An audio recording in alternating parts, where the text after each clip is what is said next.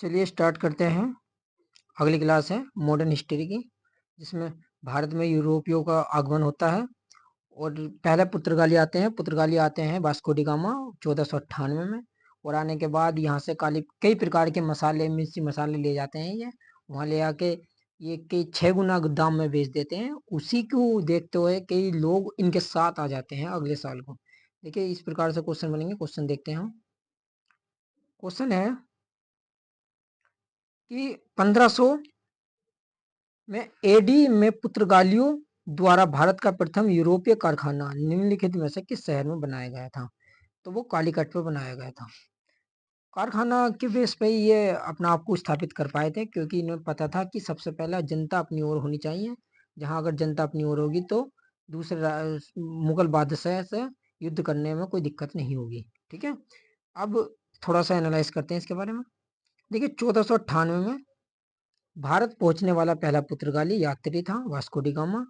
उसने काली मिर्च के व्यापार से 3 गुना मुनाफा कमाया। काली मिर्च के व्यापार के माध्यम से अर्जित लाभ की सफलता से अन्य व्यापारियों को प्रेरित किया गया कि वहाँ पे मसाला काफी सस्ता है, वहां से ला के और यहाँ बेचने में 3 गुना से 6 गुना तक लाभ कमाया जा सकता है। पुर्तगालियों ने 1500 में यानी 2 साल के बाद भारत में अपना पहला कारखाना स्थापित कर लिया। और 1525 में कालाकट के राजा जोमोरियन, अब देखिए इतनी बड़ी इनकी कंपनी में एम्प्लॉय हो गए, ताकि वहां के राजा के विरुद्ध इन्होंने विरोध छेड़ दिया। ठीक है, और कालीकट 1501 में पुर्तगालियों ने दूसरा कारखाना कोची में स्थापित कर दिया। देखिए अब धीरे धीरे ये अपने कारखाने को बढ़ा रहे हैं। अपने नीचे जो श्रमिक थे काम करने वाले, उनको भी बढ़ा रहे हैं। उन्हीं को ये एक सेना के रूप में, एक सिपाही के रूप में तैयार करेंगे। आइए देखते हैं अगले क्वेश्चन में। अगला क्वेश्चन है, पहले यूरोपीय जिन्होंने भारत के साथ व्यापार शुरू किया था वो थे पुर्तगाली। पुर्तगाली पहले यूरोपीय पुर्तगाली थे जिन्होंने भारत के साथ व्यापार शुरू किया था। 20 मई 1498 को वास्को डी गामा पश्चिमी तट पर आया था। कालीकट बंदरगाह पर पहुंचा था, जिसे भारत एवं यूरोप के बीच समुद्री मार्ग की खोज बताया गया था। लेकिन ये सबसे बड़ी शक्ति बन के उभरेंगे जो आज के समय में गोवा में 50% से ज्यादा है। ठीक है, अगला क्वेश्चन है, वास्को डी गामा भारत में निम्नलिखित में किस समुद्री तट पर उतरा है? वो है कप्पड़ा समुद्री तट पर। ठीक है, और हमने इसका एनालाइज कर दिया। अगला क्वेश्चन है,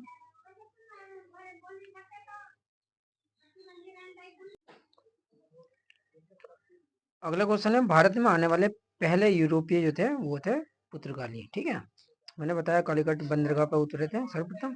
चलो अगला पढ़ते हैं। अगला क्वेश्चन है डच का। डच में है, मुख्य रूप से डच किस वस्तु का व्यापार से भारत से व्यापार करते थे? डच जो थे वो करते थे कपड़ा से व्यापार। देखिए कोई पुर्तगाली तो मिर्च मसाला से व्यापार करने लगे, और वहीं पे इन्होंने फैक्ट्री स्थापित कर दी। और मिर्च मसाला के साथ साथ कई प्रकार के वहाँ पे साधन देख के वहाँ पे इन्होंने कंपनी स्थापित करी थी। ठीक है, और ये कपड़ा, ये डच जो करते थे वो कपड़ा का इस्तेमाल करते थे। ठीक है, और ये पढ़ते हैं, ये देखिए नीदरलैंड के निवासी थे। नीदरलैंड जो यूरोप में है, 1602 में आए थे भारत में ये, और कपड़ों का व्यापार करते थे ये। इससे अलावा ये जो मसाले होते हैं ना, नील कच्चे रेशम के कपड़े, अफीम, सोरा व्यापार करते थे। डचों का व्यापार सागर व्यवस्था आधारित है। देखिए बंगाल में डचों ने अपनी पहली फैक्ट्री स्थापित करी थी। ठीक है, 1627 में मैं पिपली में स्थापित की थी। पिपली में 1759 में अंग्रेजों से हुए बेदरा का युद्ध में पराजित होने के बाद डच भारत से पतन हो गया था, क्योंकि ज्यादा थे नहीं, डच जो थे कम ही थे। ठीक है, 200-250 लोग थे, और उनसे सही करके कंपनी भी नहीं चली थी, क्योंकि अंग्रेज काफी मात्रा में आ गए थे। ठीक है, अगला क्वेश्चन है, देखिए ब्रिटिश जिसे हम अंग्रेज कहते हैं। अगला क्वेश्चन है, भारत में 18वीं शताब्दी के दौरान यूरोपीय कंपनी द्वारा स्थापित इनमें से आधार स्थानों को मिलाइए। तो पुर्तगाली जो थे वो पणजी में स्थापित की थी कंपनी। डच जो थे उन्होंने मछलीपट्टनम में की थी। अंग्रेज जो थे उन्होंने मद्रास में की थी। और जी फ्रांसीसी जो थे इन्होंने पुडुचेरी में स्थापित की थी। ठीक है, 18वीं शताब्दी में अच्छी तरीके से ये भारत में कंपनी स्थापित करके शासन करने लगे थे। अगला क्वेश्चन है,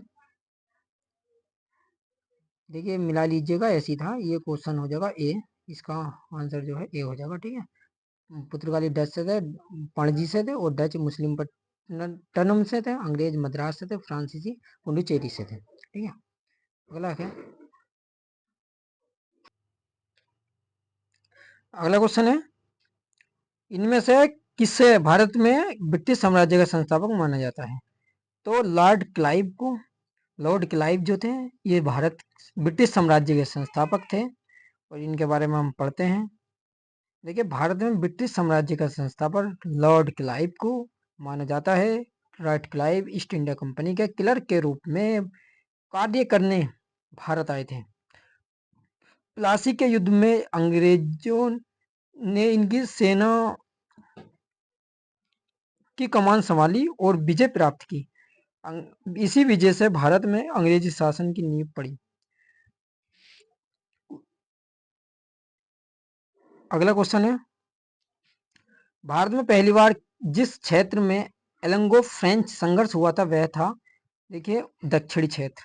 फ्रांस जो क्या काम करते थे, वो दक्षिणी इलाके में रहते थे। ठीक है, वहां पे इन्होंने क्या प्रकार के युद्ध फैक्ट्री लगाई थी। चलो पढ़ते हैं हम।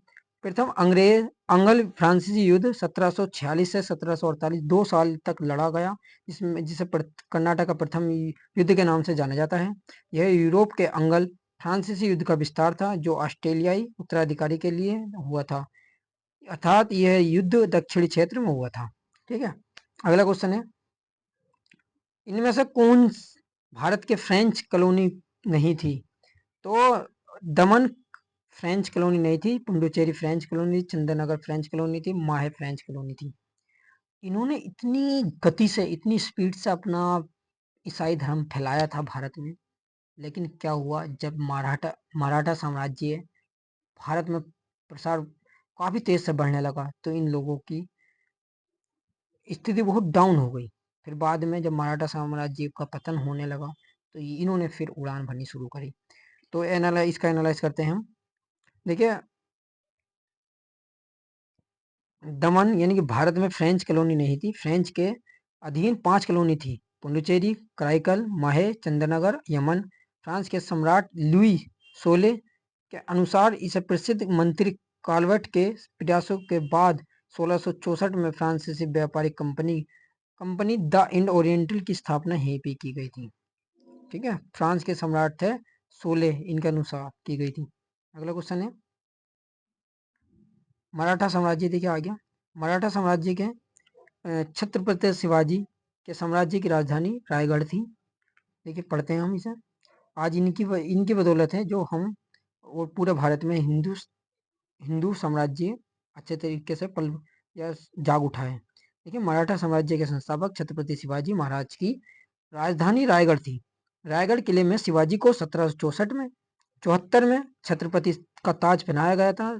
शिवाजी महाराज का जन्म फरवरी 1630 को वर्तमान राज्य जो महाराष्ट्र है उसके पुणे जिले में शिवनेरी महल में हुआ था। उन्होंने 1640 में साईबाई निलंबरकर से शादी की थी। साईबाई निलंबरकर से शादी की थी। 1680 में इन्होंने 50 वर्ष की आयु में इनका निधन हो गया था। जब इनका निधन हुआ था, उसके बाद फिर पेशवा का सिस्टम लागू हो गया था। पेशवा एक साम्राज्य को चलाने वाला पेशवा था, जिसका अधीन सेनापति आते थे। अगला है, पानीपत का तीसरा युद्ध किसके बीच लड़ा गया था? तो पानीपत का तीसरा युद्ध जो मराठा थे, मराठा और अहमद शाह अब्दाली था। देखिए इसका एनालाइज पढ़ते हैं, बहुत कुछ समझ में आएगा। जब मराठा का युद्ध पानीपत की लड़ाई में जा पहुंचा लड़ाई करने के लिए, तो ये कन्नौज के मतलब कन्नौज के आसपास हुआ था, मथुरा के पास। 1761 में लड़ी गई थी। यह अफगान शासक अहमद शाह अब्दाली जो अफगान से थे और मराठों के बीच हुआ था। इस युद्ध में मराठों का सेनापति सदाशिवराव भाऊ था। इस युद्ध में अहमद शाह अब्दाली की विजय हुई थी। ये कैसे विजय हो गई थी पता? सारे मुसलमान जिहाद के नाम पे जब एक लब होते हैं, तो वो ये नहीं देखते कि मेरा मुसलमान दुश्मन है, वो है, बस भाई भाई है। सामने कौन है? दूसरी कम्युनिटी का होना चाहिए, चाहे वो हिंदू हो, ईसाई हो, कुछ भी हो, लेकिन मुस्लिम नहीं होना चाहिए। इस युद्ध के बाद काशीराज पंडित ने कहा था पानीपत का तृतीय युद्ध मराठाओं के लिए प्रलयकारी सिद्ध हुआ था। ठीक है, अगला क्वेश्चन है, अलीगढ़ किले में द्वितीय अंगल मराठा युद्ध के दौरान अलीगढ़ की लड़ाई कब की लड़ी गई थी? वो लड़ी गई थी 1803 ईस्वी में। ठीक है, अभी एनालाइज करते हैं इसका। द्वितीय अंगल मराठा युद्ध 1803 से 1806 के दौरान अलीगढ़ के किले में सितंबर 1803 में की गई थी। देखिए, अंगल मराठा युद्ध भी इस प्रकार हुए थे। जो प्रथम युद्ध है जो हुआ था 1775 से 82 तक, यानी 7 साल चला था। अंग्रेज की ओर से वॉरेन हेस्टिंग थे। और द्वितीय अंगल मराठा का युद्ध हुआ था 1803 से 1805, 2 साल चला था। ये वेलंजली के समय हुआ था। जो अंग्रेज की ओर से वेलंजली थे। और तृतीय मंगल अलंग मराठा युद्ध हुआ था 1817 से 1818 तक। वो लॉर्ड हेस्टिंग के समय हुआ था। ठीक है, 3 बड़े युद्ध हुए थे ये। अगला क्वेश्चन है, रानी अहिल्याबाई, देखिए इंदौर की शासिका थी ये, इंदौर की। इनके बारे में पढ़ते हैं। इनका भी काफ़ी ज़्यादा योगदान है हमारे भारत में, काफ़ी अच्छी तरीके से रोल निभाया। देखिए, मराठा साम्राज्य की एक शासिका थी ये, मराठा साम्राज्य की महिला थी। इतिहास प्रसिद्ध सूबेदार मल्लभराव होलकर के पुत्र खंडेराव की धर्मपत्नी थी। उन्होंने महेश्वर को राजधानी बनाकर शासन किया। अहिल्याबाई ने अपने राज्य की सीमाओं के बाहर भारत भर के प्रसिद्ध तीर्थयात्रों और स्थानों में मंदिर और बावड़ियों का निर्माण कराया। देखिए, कहा जाता है जो वाराणसी में काशी विश्वनाथ मंदिर है, काफी मात्रा में आक्रमणकारियों ने और मुगलों ने उसे काफी चोट पहुंचाई थी, जिस कारण वो टूट गया था। लेकिन इन्होंने वहां पे जाके मरम्मत करवा कर उसे अच्छा आकार दिया और उसकी सुरक्षा की। ठीक है, अगला क्वेश्चन है, उस धार्मिक व्यक्ति का नाम बताइए जिन्होंने सरस्वती छत्रपति शिवाजी पर बहुत प्रभाव डाला। तो वो थे गुरु रामदास। ठीक है, गुरु रामदास की वजह से छत्रपति शिवाजी पहले हिंदू सम्राट कहलाए गए। ठीक है, हिंदू सम्राट तो चंद्रगुप्त मौर्य भी थे, लेकिन चाणक्य की विरोध हो गए थे वो, और चाणक्य को मरवा दिया था उन्होंने।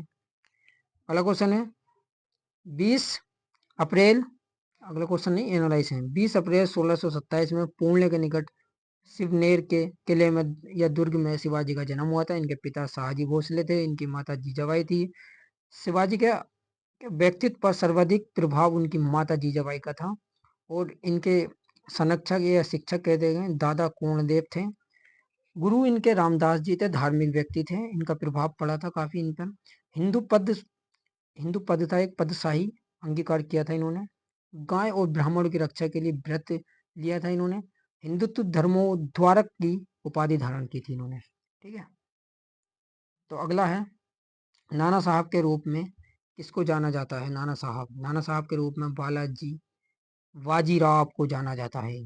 तो मराठा पेशवा बालाजी बाजीराव को नाना साहब के नाम से जाना जाता है। ये बाजीराव प्रथम के पुत्र थे, जो 1740 से 1761 तक मराठा साम्राज्य के पेशवा के रूप में इन्होंने मराठों का नेतृत्व किया था। अगला क्वेश्चन है, मराठा साम्राज्य के पहले पेशवा कौन थे? तो पहले पेशवा बालाजी विश्वनाथ थे, बालाजी विश्वनाथ। ठीक है, आइए इनके बारे में पढ़ते हैं। देखिए, मराठा राज्य के पेशवा की शक्ति का उत्थान साहू और राजाराम की विधवा पत्नी ताराबाई के मध्य विवादों के दौरान हुआ। इसी समय बालाजी विश्वनाथ 1713 से 1720 तक वो थे पेशवा थे। मराठा राज्य के प्रथम पेशवा के रूप में उत्थान हुआ।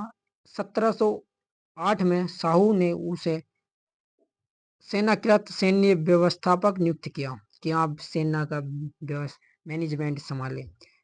पेशवा बालाजी विश्वनाथ ने ही मुगल सूबेदार सैयद हुसैन से एक संधि की थी। जो एक मुगल का सूबेदार था सैयद हुसैन, उससे संधि की थी। इस संधि को इतिहासकार रिचर्ड टेम्पल ने मराठा साम्राज्य का मैग्ना कार्टा कहा था। यानी कि इस प्रकार की संधि थी कि ना तुम हमें चोट पहुंचाना, ना हम तुम्हें किसी प्रकार का चोट पहुंचाएंगे, बस अब तुम अपने जियो, हम अपना जिएंगे। देखिए, अगला क्वेश्चन है, शिवाजी की माता का नाम क्या था? जीजाबाई था। ठीक है, ये तो सिंपल क्वेश्चन है। जीजाबाई, और ये मैंने पढ़ा चुका हूँ उनके बारे में। अगला क्वेश्चन है, देखिए जून 1665 में छत्रपति शिवाजी और जयसिंह प्रथम के मध्य कौन सी संधि हुई थी? तो जो उनके पोरबंदर की संधि हुई थी, बहुत फेमस है, ये आती है और आई भी है पिछले प्रीवियस ईयर क्वेश्चन में। देखिए एनालाइज करते हैं थोड़ा सा। जून 1665 में मुगल शासक औरंगजेब की तरफ से जयसिंह आया था और छत्रपति शिवाजी के बीच पोरबंदर की संधि हुई थी। संधि के तहत शिवाजी ने 23 किले सम्राट को सौंपने का पर सहमति हुई, जबकि रायगढ़ और उसके राजस्व सहित 12 किले का अधिकार मान्यता प्राप्त हुई कि 12 किले तो शिवाजी को दिए जाएंगे और 23 किले औरंगजेब की ओर जाएंगे। टोटल इतने सारे किलों पर इनका कब्जा था शिवाजी जी का। ठीक है, अगला क्वेश्चन है, मध्यकालीन भारत में शिवाजी के शासनकाल में दावीर नामक अधिकारी का क्या कार्य था? एक दावीर नाम का अधिकारी था, उसका क्या कार्य था देखते हैं। उसका कार्य था खुफिया एजेंसी, यानी जासूस जो रहती हैं उनका गतिविधि का प्रभावी होना। वो कैसे काम करती हैं, क्या क्या करती है, उन्हें दवीर कहा जाता था शिवाजी के शासनकाल में। ठीक है, अगला है, स्वतंत्र राज्य बन गया था एक मैसूर, ना किसी राजा शासक मुगलों के अधीन था, ना किसी अंग्रेज के अधीन था, ओनली स्वतंत्र राज्य था मैसूर। ठीक है, आइए मैसूर पे एक एक क्वेश्चन पे बात करते हैं हम। देखिए इनमें से किसने फतुल्ला मौजीन लिखा था? फतुल्ला मौजीन एक पुस्तक वगैरह होगी जिसने लिखा था, उसके ऊपर बात करते हैं। वो लिखा था तुम्हारा बी आंसर टिप्पू सुल्तान ने। ठीक है, देखिए टिप्पू सुल्तान दक्षिण भारत का मैसूर जिसे मद्रास कहा जाता है, वो उसका एक शासक था। इन्होंने ही फतुल मुजाउद्दीन लिखा था। टिप्पू सुल्तान के निर्देश पर और संभवतः आंशिक रूप से टिप्पू बोले हुए शब्दों को दर्ज करके जैनुल आबादीन सुस्त्री ने 1783 में सैन्य संगठन और रणनीति पर एक पुस्तक लिखी, जिसे कहा जाता है फतहुल मुजाहुद्दीन शीर्षक से लिखी थी। सुनिश्चित डिवीजनों में सेना के नए संगठन की श्रेष्ठ छाप और इस पुस्तक में नजर आती है। ठीक है, अगला क्वेश्चन पढ़ते हैं हम। अगला क्वेश्चन है, वह प्रथम भारतीय शासक कौन था जिन्होंने पहली बार सायक संधि के प्रस्ताव को स्वीकार किया? तो ये थे हैदराबाद के निजाम। देखिए इसका मतलब है कि सायक संधि एक प्रकार की मैत्री संधि थी, जिसे 1798 से 1805 के दौरान लॉर्ड वेलेस्ली ने देशी राज्यों के संबंध में बनाने के लिए प्रयोग किया। सबसे पहले यह संधि हैदराबाद के निजाम के साथ 1798 ईस्वी में शुरू की गई, फिर मैसूर 1799 में, फिर अवध 1801 में, फिर पेशवा गए, फिर भोसले थे, पेशवा भोसले, सिंधिया थी, जोधपुर, जयपुर, बूंदी, यानी पूरे भारत में इसी प्रकार की संधियां शुरू होने लगी अंग्रेजों और शासकों के बीच। ठीक है, फिर जब अंग्रेज शासकों पर हावी होने लगे तो अंग्रेजों का शासन स्टार्ट होने लगा। ठीक है, और अगला वो है, दूसरा मैसूर युद्ध किस संधि के साथ समाप्त हुआ था? दूसरा मंगलोर संधि थी जो दूसरा मैसूर युद्ध समाप्त हुआ था। ठीक है, देखिए द्वितीय अंगल मैसूर युद्ध 1780 से 84 के बीच, यानी 4 साल हैदर अली और अंग्रेजी सेना के विरुद्ध हुआ था। हैदर अली अंग्रेजी सेना को पराजित करने में सफल रहा, यानी कि पहले तो हैदर अली ने अंग्रेजों को हरा दिया, लेकिन युद्ध क्षेत्र में घायल हो जाने के कारण 7 दिसंबर 1782 को हैदर अली की मृत्यु हो गई। यानी कि 2 साल जब चल रहा था युद्ध, तो युद्ध में घायल हो गया था, घायल होने के बाद इनकी मृत्यु हो गई। हैदर की मृत्यु के बाद युद्ध चलता रहा, उनके पुत्र आगे टिप्पू सुल्तान ने उन्होंने आगे बढ़ाया और 84 में टिप्पू सुल्तान ने जारी रखा। अतः दोनों पक्ष में मंगलोर की संधि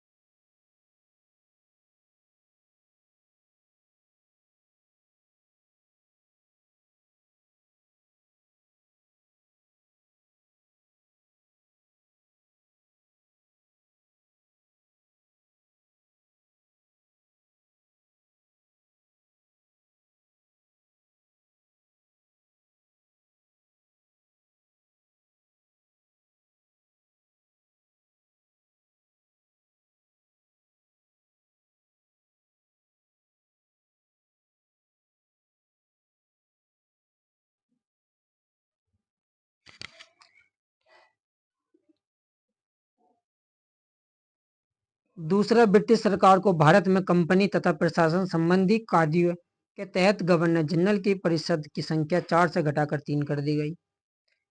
यानी कि अब 4 जने काम नहीं करेंगे, 3 जगह काम करेंगे। कहाँ पे? एक तो बम्बई, एक मद्रास, एक कलकत्ता। चौथी थी दिल्ली, लेकिन दिल्ली में अभी इनको पूर्ण रूप से अधिकार नहीं मिला था, इसलिए ये भारत के समुद्री तट वाले रास्ते पर अपना अधिकार जमाए पड़े थे।